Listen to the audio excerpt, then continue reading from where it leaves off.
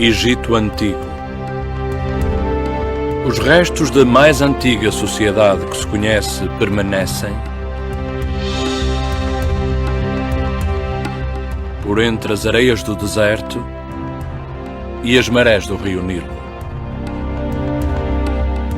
Mas durante 1600 anos, uma importante zona desta paisagem desapareceu.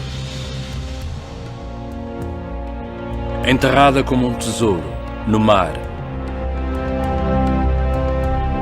à espera de ser descoberta. O Palácio de Cleópatra.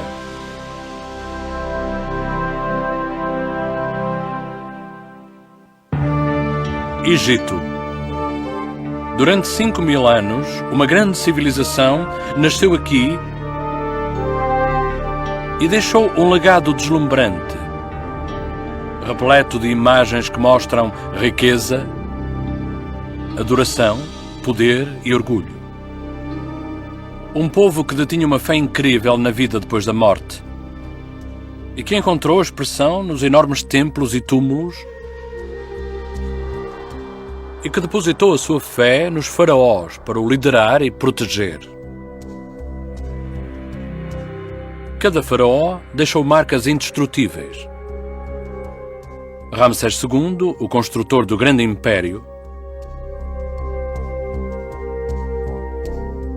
e Tutankhamon, o rapaz rei. Mas o faraó mais famoso não desapareceu. Cleópatra, o rosto que lançou milhares de lendas. A sua história começa em Alexandria, uma cidade às portas do rio Nilo, na costa do mar Mediterrâneo. Foi fundada em 332 a.C. por Alexandre o Grande, que conquistou o Egito para o seu império em expansão. Após a morte de Alexandre, a cidade caiu nas mãos do general Ptolomeu I e os gregos passaram a controlar o Egito. 100 anos depois, Alexandria era a cidade mais famosa do mundo. Um centro cultural e de aprendizagem que atraía os melhores académicos e artistas da época.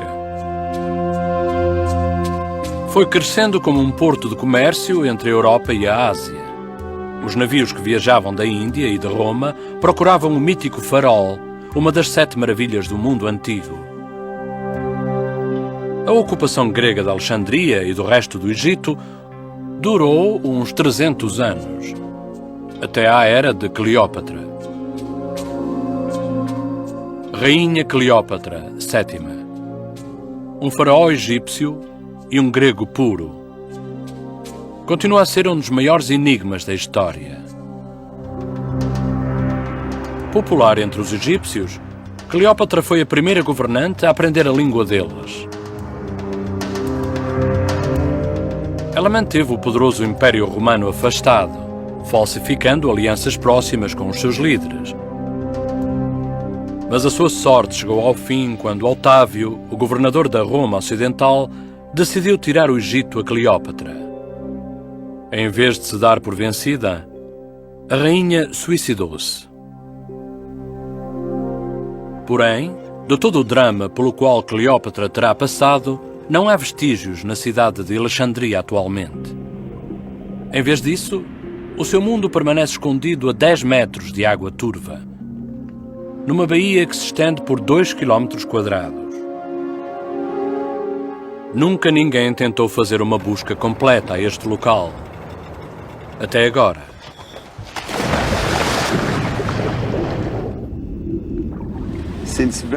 Há muito tempo que eu sonho vir a este sítio, devido ao mistério deste local. Para Frank Gódio, 10 anos de preparação culminaram nesta expedição. Ex-conselheiro financeiro, abandonou a sua carreira de sucesso para seguir os traços de Cleópatra a tempo inteiro. E é aqui que espera encontrá-la. Enquanto explora a ilha submersa de Antirrodos, o local do lendário Palácio de Cleópatra, a sua equipa de mergulhadores tropeça numa peça de madeira que sai dos vestígios. Durante 3 semanas, os mergulhadores limparam o local. A curiosidade transforma-se em entusiasmo.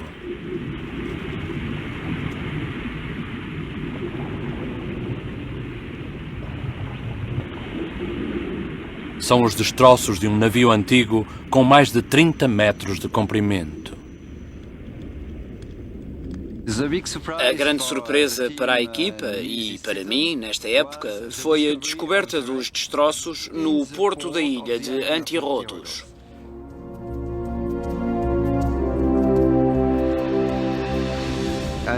São destroços fabulosos. Estão num estado de conservação magnífico. A data registada com radiocarbono situa o navio na época de Cleópatra.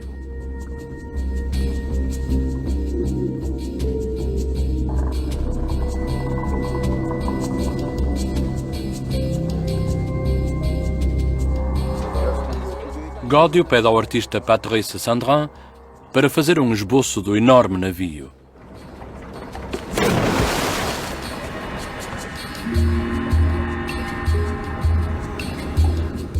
Um papel especial, à prova de água, permite-lhe fazer o rascunho.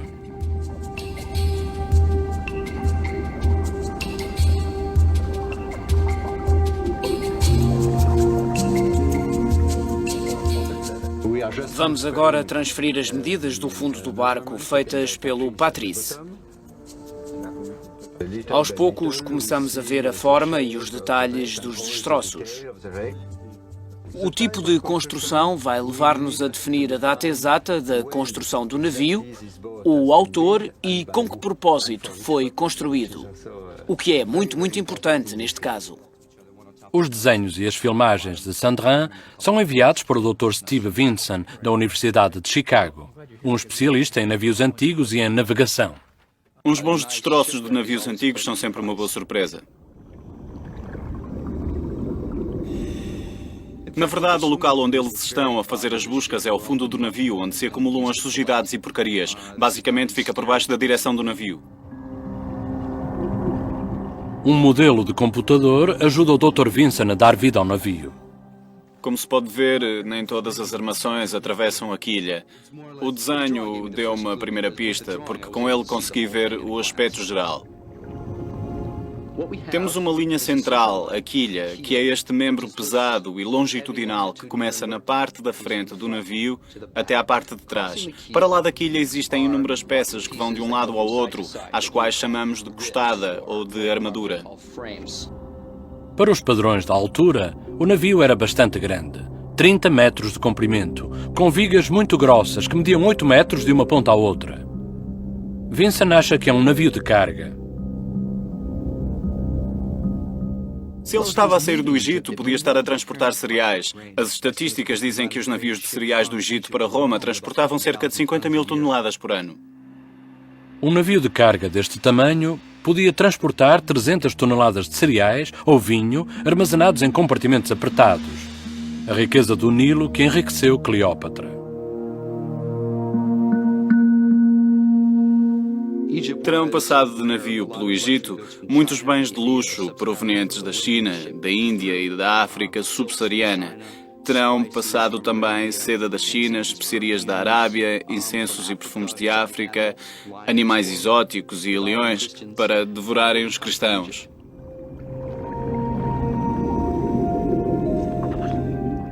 Escondida por entre as vigas do navio, a equipa de Gódio encontra joalharia em perfeitas condições.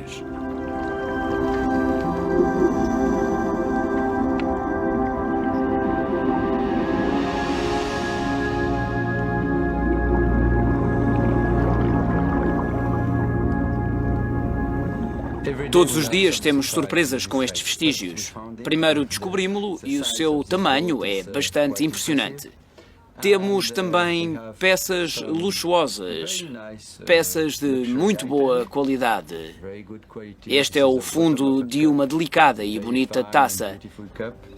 Encontramos também um gancho de cabelo em marfim. Temos também um anel de ouro muito engraçado.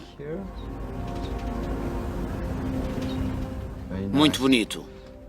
E temos este importante e delicado anel de ouro. É um anel de ouro com pedras semi-preciosas, onde está gravada a crista de uma ave, um entalhe que era utilizado como carimbo, por exemplo. Depois de semanas a limpar os vestígios do navio, os mergulhadores encontraram um buraco enorme, o ferimento que provocou o afundamento do navio há 2000 anos. Porém, não há maneira de descobrir se isto foi o resultado de o casco ter batido no Recife ou se a causa terá sido uma guerra. Poderá demorar anos a resolver o mistério deste navio no porto de Cleópatra. Este é um dos navios antigos mais bem preservados que até hoje se encontrou. Um navio que Cleópatra terá visto a navegar do seu palácio real. O palácio que Frank Godio está determinado a encontrar. Há 2000 anos, Alexandria era a cidade mais rica do mundo. Maior do que Atenas e Roma.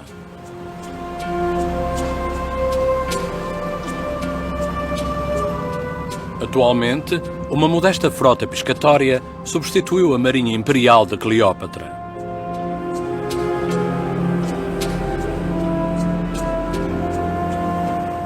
Algures nestas águas estão os palácios onde ela seduziu os homens mais poderosos da terra. Júlio César, de Roma,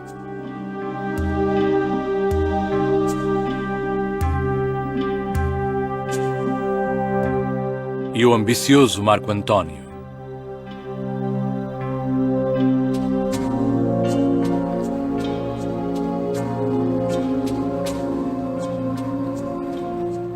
Mas o tempo foi cruel para Alexandria. 4 séculos após a morte de Cleópatra, terremotos e um enorme maremoto derrubaram os palácios da linha da frente do porto.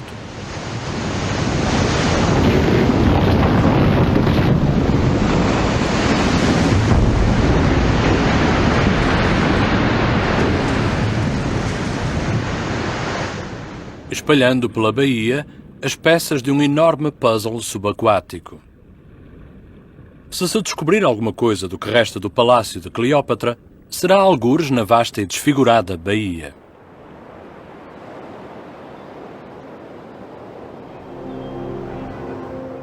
De 2 a 10 metros de profundidade, a baía tem mais de 2 quilómetros quadrados. Godio precisa de um ponto de partida para a caça ao seu tesouro. O seu único guia é uma voz tímida da antiguidade.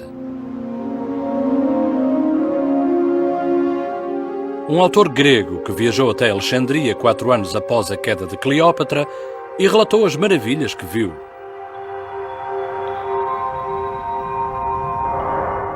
Chamava-se Estrabão e descreveu uma cidade morada com um grande farol, uma das 7 maravilhas do mundo.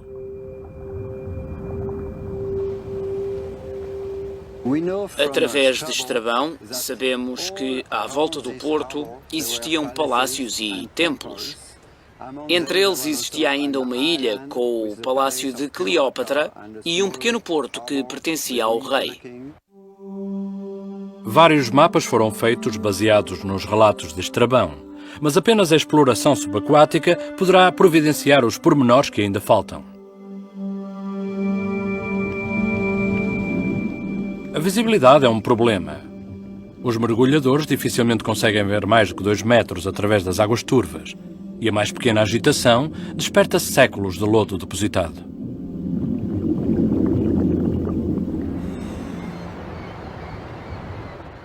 Para localizar o palácio, a equipa de Godio utiliza uma variedade de sensores para detectar a forma do fundo do mar.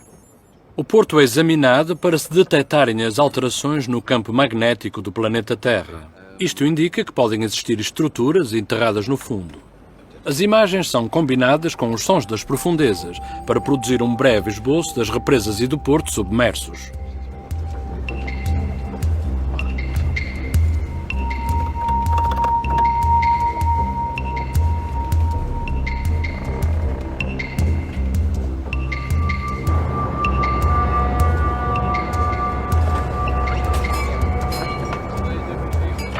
Gódio reuniu uma equipa multinacional de mergulhadores e arqueólogos.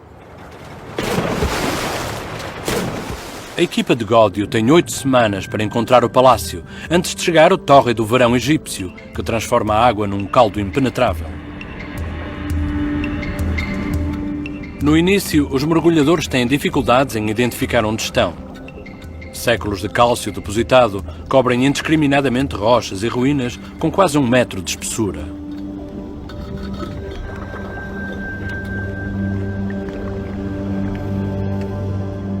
À medida que os mergulhadores retiram esta camada, a riqueza e a grandiosidade das peças da antiguidade ficam a descoberto.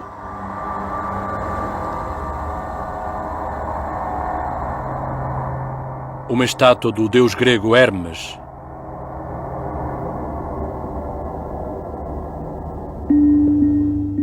Uma serpente enrolada, guardiã da cidade. Um pássaro sagrado do Egito. A cabeça de uma imperatriz. Gódio dá aos mergulhadores uma nova peça de tecnologia, conhecida como o piano devido aos inúmeros botões negros. Isto ajuda os mergulhadores a conhecerem a sua posição através da recepção de sinais de um satélite de posicionamento global. Mas as informações do satélite só são fiáveis até 15 metros de profundidade.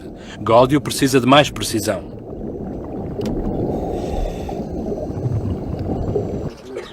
Ele encontra uma solução moderna, num forte medieval. É colocado um transmissor nas torres do forte. Os sinais serão utilizados para melhorarem a calibração do piano debaixo de água.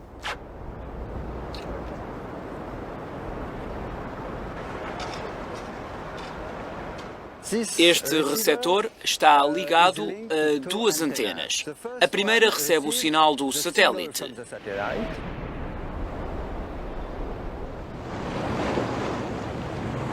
A segunda recebe o sinal da nossa base, que está situada na torre. O computador encarrega-se de misturar os 2 sinais. O novo método de Gódio é 30 vezes mais preciso do que o anterior. Esta foi a primeira vez que se utilizou um sistema GPS na arqueologia subaquática e permite a Gódio e à sua equipa conhecer a longitude e a latitude exatas de cada local, com uma margem de erro de 1,5 metro. Os resultados das pesquisas com o GPS são impressionantes. Frank Gódio é capaz de desenhar um mapa exato da cidade desaparecida.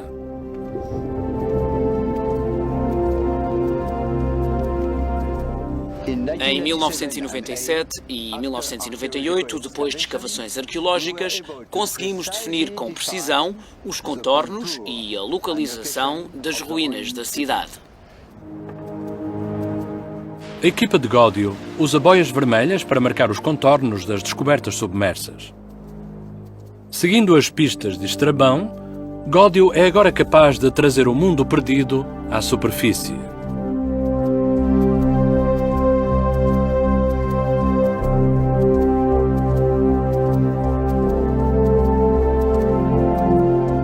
O seu mapa permite entrar no domínio da rainha.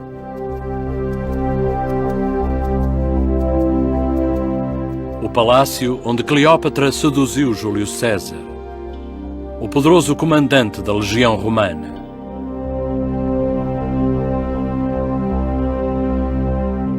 A costa, onde o seu companheiro Marco Antônio construiu um templo alguns meses antes de acabar com a sua própria vida.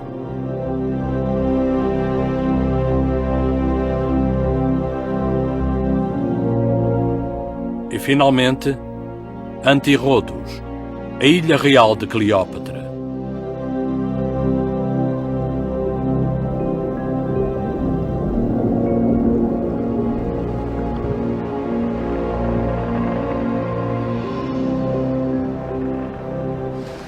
Nunca pensei que um dia fosse capaz de elaborar um mapa com os locais reais.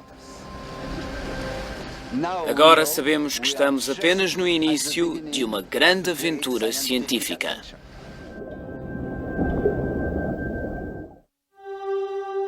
Pela primeira vez em quase 2000 anos, os palácios reais da rainha Cleópatra podem receber novos visitantes.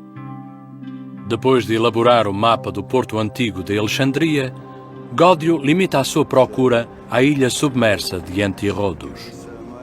Depois podemos avançar com o mergulho na outra parte.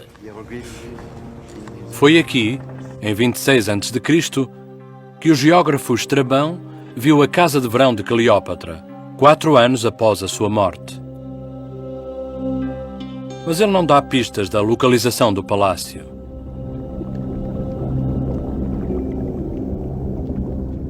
Agora compete a Gódio e aos seus mergulhadores descobrirem-no.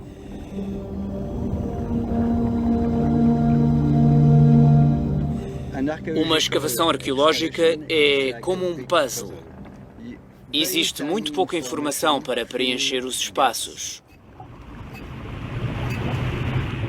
O próprio local é enorme. São 27 hectares de águas tão turvas que a visibilidade fica limitada ao comprimento de um braço.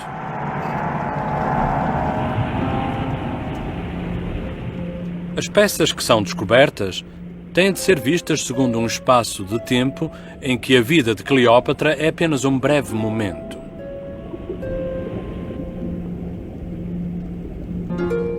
Neste tesouro da história, os artesãos deixaram pistas importantes.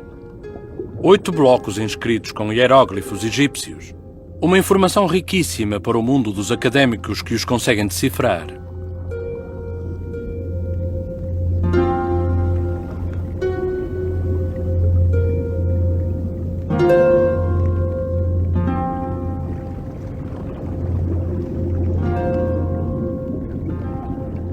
Faixas de silicone flexível são utilizadas para se fazerem cópias dos textos.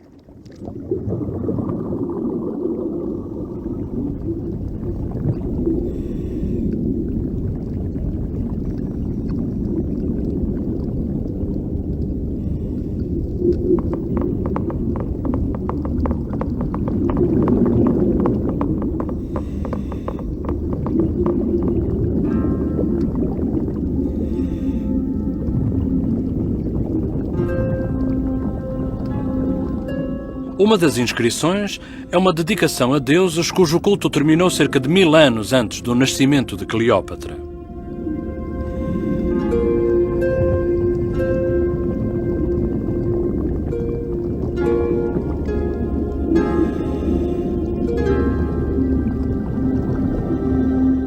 Outras inscrições aparecem em grego. Uma placa honra um imperador que governou 2 séculos depois da morte de Cleópatra.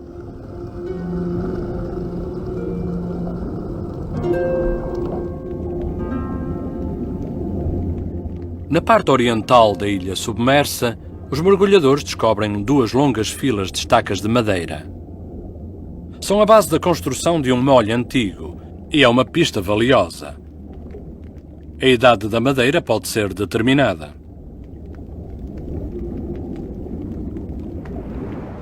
São datadas do século IV a.C. ao século V a.C. Isto é muito interessante.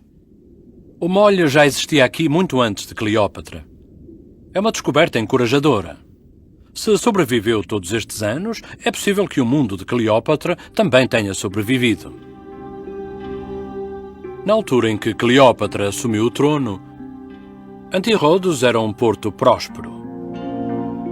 O sítio ideal para o palácio de uma beleza ambiciosa e dos seus famosos amantes.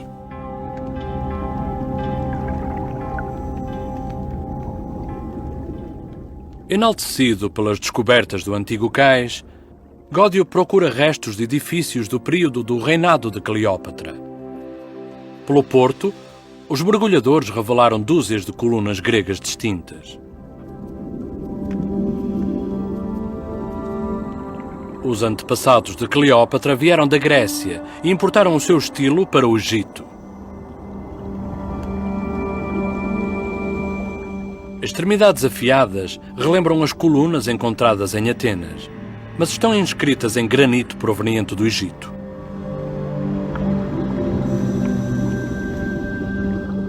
As pedras que eram colocadas no topo das colunas são decoradas com símbolos tradicionais egípcios.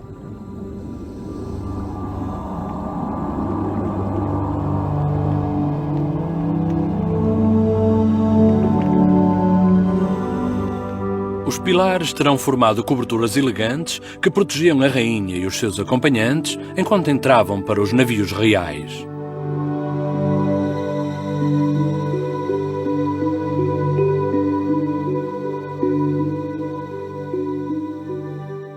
Ancorado sobre a ilha afundada de Cleópatra, Gódio persegue uma pista que é descrita apenas pelo antigo geógrafo Estrabão no ano 27 a.C.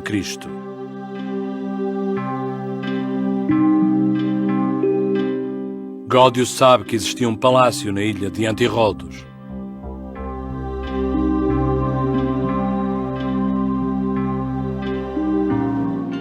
Daqui, a família real podia ver todo o porto em direção ao grande farol.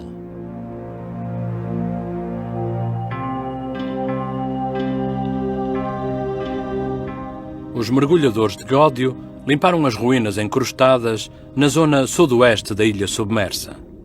Agora, o trabalho compensa.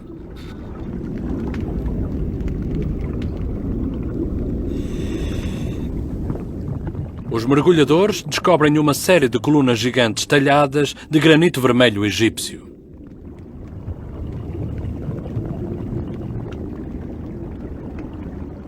Na parte sudoeste da ilha de Antirrodos, encontramos uma acumulação de colunas de granito vermelho, caídas à entrada do porto. Contamos 60 peças. São enormes e têm mais de 1 metro de diâmetro. As antigas colunas cobrem mais de 60 metros do solo da baía.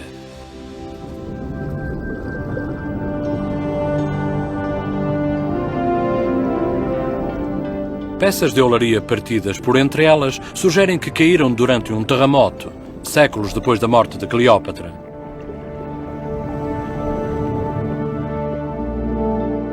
As pinturas do mundo antigo indicam que as colunas poderão ter servido de porta de entrada cerimonial para a ilha.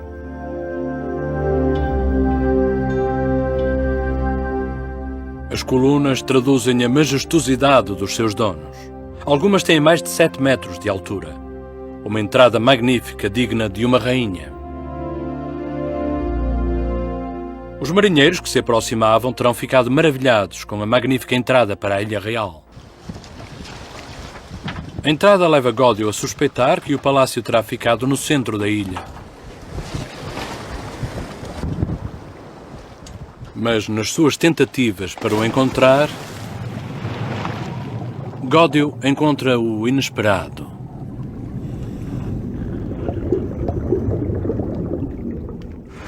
Um dia, eu estava a mergulhar sozinho na ilha de Antirrodos e a limpar um bloco de granito.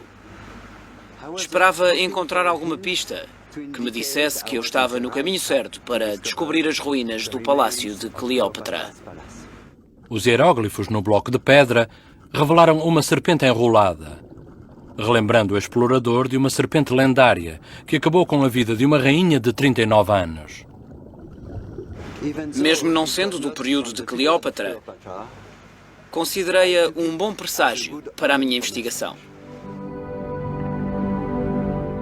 Na inscrição pode ler-se Vida Eterna.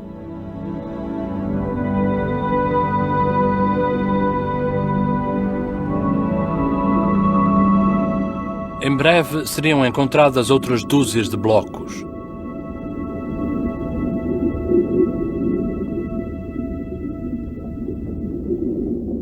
A descoberta seguinte convence a equipa de que estão no caminho certo.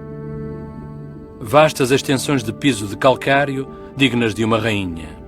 550 metros quadrados por toda a ilha, formando uma série de esplanadas à beira-mar. Foram encontradas mais colunas caídas, que parecem formar um corredor antigo que conduz presumivelmente ao palácio.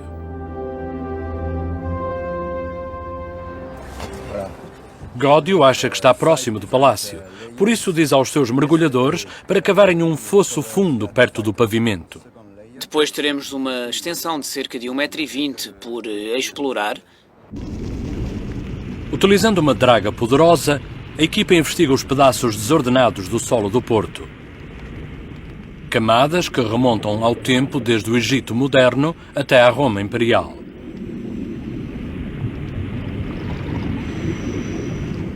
A equipa demora 3 semanas para atingir a camada em que tem mais interesse.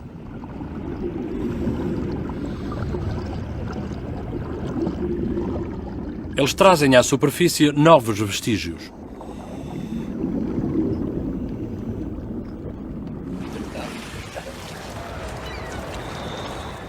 Pensamos que a camada que descobrimos ontem com esta cerâmica data do tempo de Cleópatra.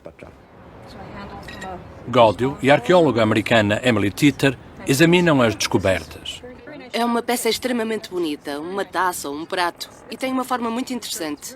Potes e taças que podem ter sido utilizados por Cleópatra na sua corte real. Uma lâmpada a óleo em miniatura. Isto é interessante.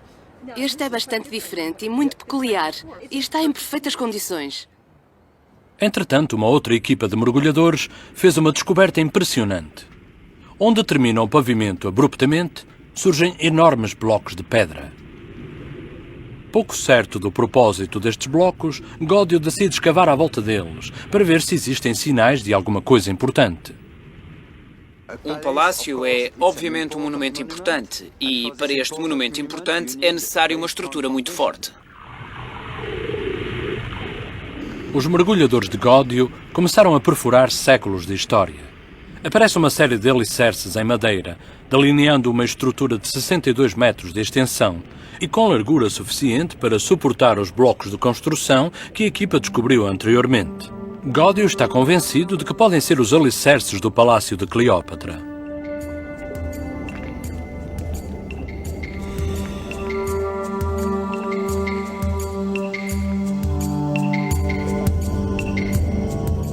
A datação da madeira indica que esta estrutura foi construída 200 anos antes do nascimento de Cleópatra. Gódio acha que este foi o palácio que Cleópatra herdou enquanto rainha.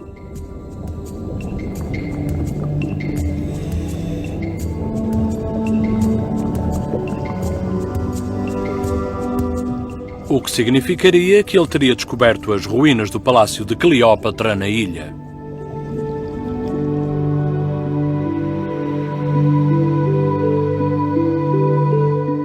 Nós imaginamos que ela tenha passado algum tempo neste palácio quando Júlio César veio para Alexandria, ou mais tarde com Marco António, claro.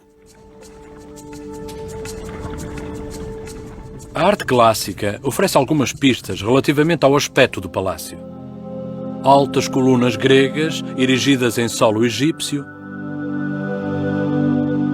e coberturas que providenciavam sombra à realeza. Mas como é que era na realidade este palácio?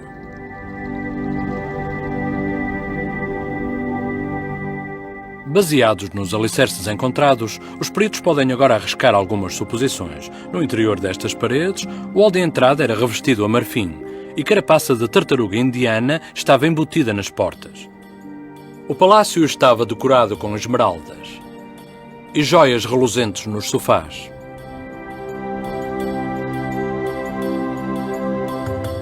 Foi aqui que há 2000 anos, a rainha de uma nação outrora grande tentou salvar o seu povo da conquista.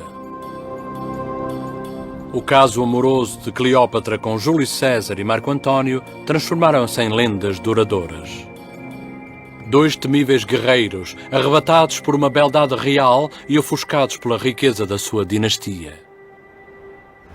Sinto-me privilegiado por poder tocar no pavimento que outrora Cleópatra pisou.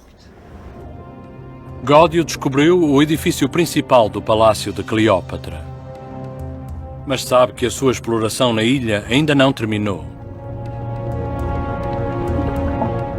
Os mergulhadores descobriram algo invulgar ali perto. Algo que apanharia qualquer um de surpresa.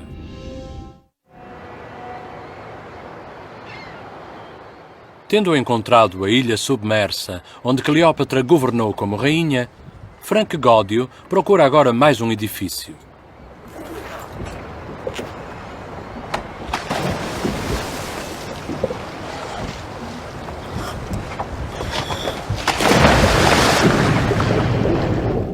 Um templo que pertencia a Cleópatra. O seu templo pessoal. Os mergulhadores passaram 2 anos a procurá-lo. Gódio continua convencido de que ele está lá.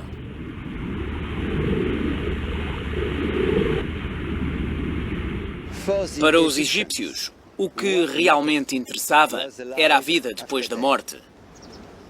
Só os templos eram construídos para durar eternamente. Os palácios, não.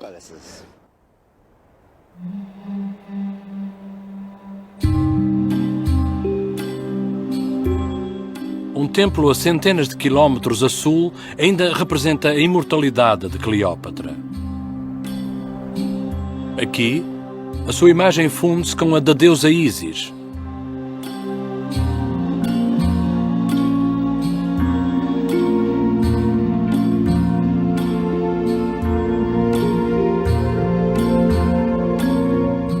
Ísis controlava o poder da fertilidade. As mulheres imploravam-lhe a bênção para as suas crianças. Ela controlava o fluxo anual do rio Nilo, que era essencial para as colheitas. Para milhares de veneradores no Egito e por todo o Império Romano, Cleópatra era Ísis. Nas procissões religiosas, a rainha Cleópatra vestia-se como a própria deusa. Afinal, o que é que restou do templo de Cleópatra?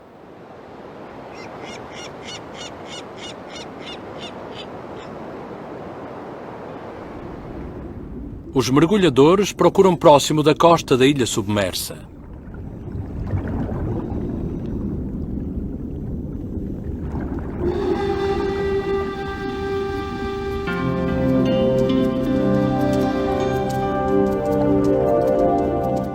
É encontrada uma estátua elaborada, mas a sua identidade não é imediatamente reconhecida.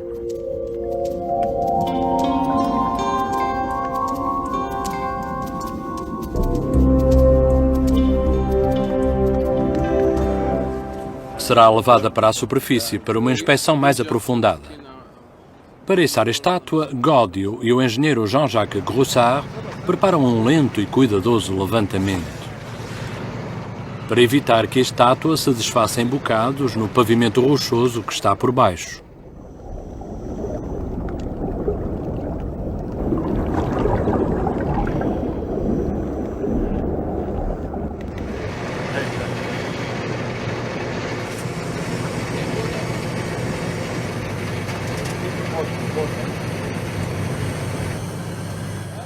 Não é fácil saber o que poderia ser. A Gódio junta-se Ibrahim Darwis, o diretor egípcio do Departamento de Arqueologia Subaquática, e a arqueóloga Emily Titter. O mais provável é que seja proveniente de um santuário de um deus, e isto seria a parte mais importante desse templo. Pois, então o mais provável é que a estátua represente um padre, um sacerdote, com uma taça canopo. Cá está, uma obra-prima.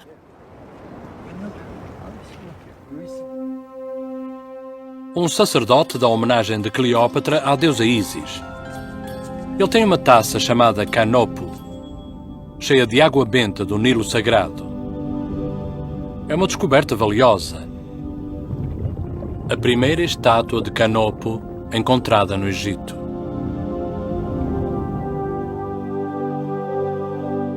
A forma da careca identifica-o como um padre que venera Ísis. O seu corpo era completamente barbeado, de 3 em 3 dias, para estar puro e para se preparar para rezar à deusa e assegurar a fertilidade do Nilo.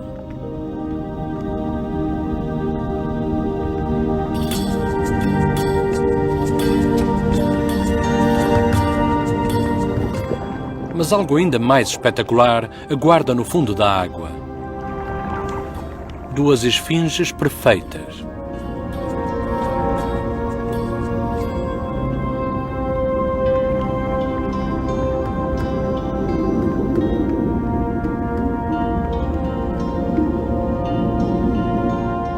As esfinges são criaturas míticas, mas os seus rostos sustentam a aparência dos reis e das rainhas do Egito. Talvez da própria Cleópatra. Frank Godio ordena que sejam içadas ambas as esfinges, para que possam ser analisadas na totalidade.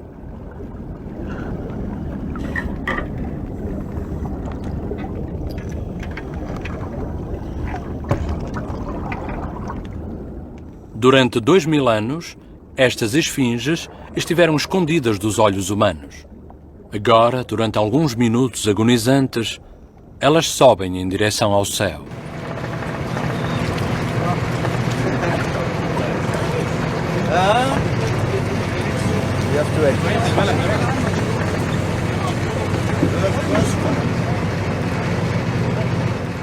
O que me espanta é a cara. Sim. Como pode observar, a preservação do rosto não foi destruída pela natureza. Mas infelizmente não há inscrições. Em termos estilísticos, seria fácil de datar devido ao arredondamento da cara e aos ombros. É muito bonito. Para os mergulhadores, depois de meses de exploração na escuridão, é um momento de alegria. Cada uma das esfinges é preparada para um molde em silicone. É aplicada vaselina para lubrificar a superfície. Vão ser enviados modelos em tamanho real para especialistas que possam ajudar a resolver o enigma das esfinges.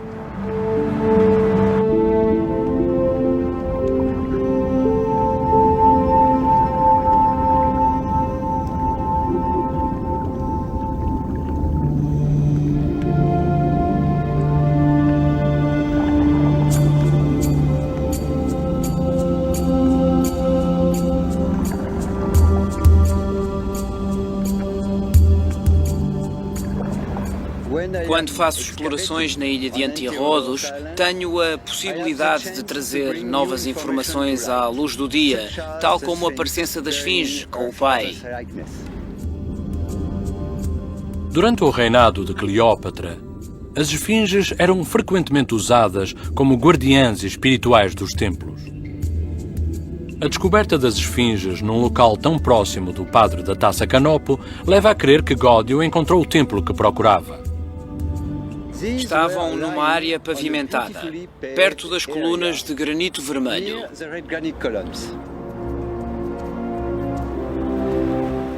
Esta disposição demonstra que este era provavelmente um templo pequeno construído em memória de Ísis, próximo do palácio. Há 2000 anos, estaria rodeado por jardins sagrados, em vez do mar.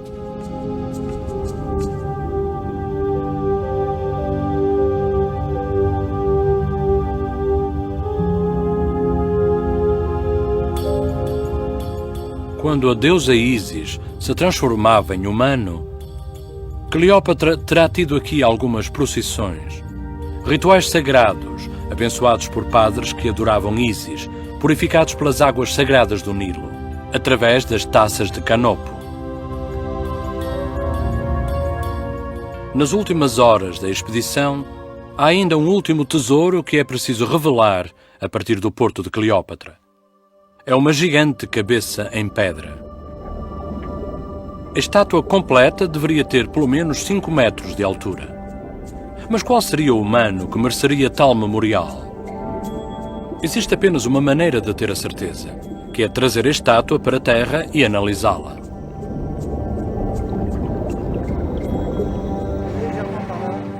De imediato, Godio reconhece o rosto. É o ditador romano Otávio, o inimigo de Cleópatra. Quando o seu poderoso exército invade Alexandria, Cleópatra prefere o suicídio à rendição.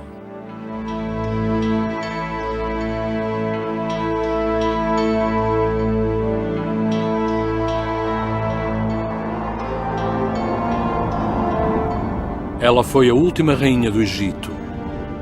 E agora um poderoso romano reclama o seu reino.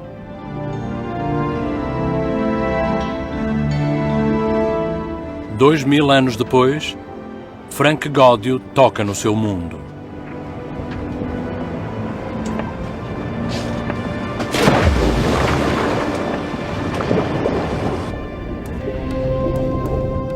À medida que se prepara para regressar a casa, a equipa de Gódio tem uma última tarefa. Eles devem devolver todos os tesouros de Cleópatra à baía. As autoridades egípcias determinarão o seu destino.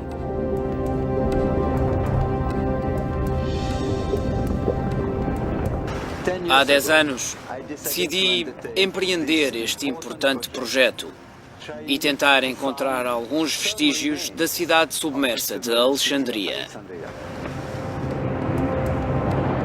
O que Gódio descobriu abre um novo capítulo na arqueologia do Egito e revelou novas informações sobre a lendária rainha que o mundo jamais esquecerá.